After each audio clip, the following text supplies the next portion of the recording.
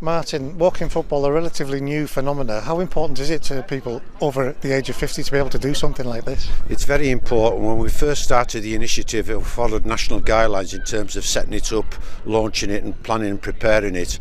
It's not just the physical side of the event at all, it's about the social and well-being side of things. So we find that people, ex-footballers, willing to sort of come down, rejoin and make new friends again. We've got new people with no football background at all coming down to enjoy themselves.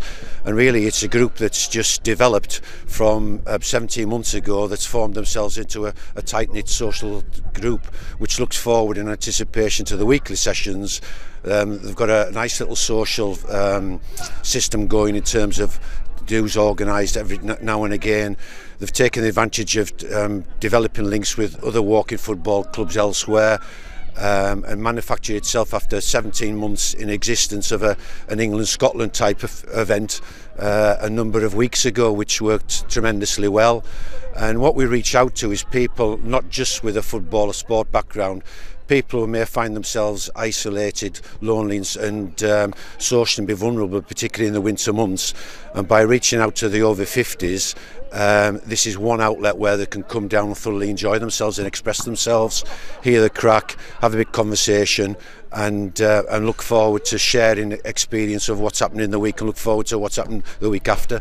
We can all be guilty of forgetting that the over 50s can become lonely and vulnerable. So things like this, schemes like this, they really do help to bring people out again, don't they? Well, absolutely, that's a very important thing, and as I say, I think credit must go to the community trust team of the football club, who's actually coordinated all the work of the walking football, seeing it develop from its inception from the start, seeing it build up to regular numbers.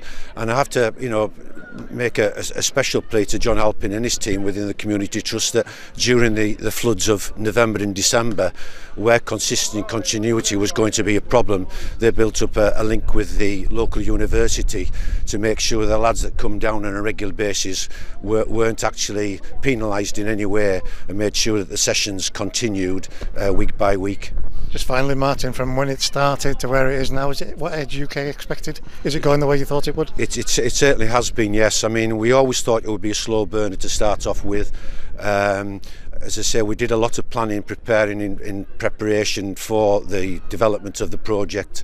And we've now reached a point where we've got at least about 25 to 30 people turning up a regular process, people aging from over 50s, over 60s, over 70s.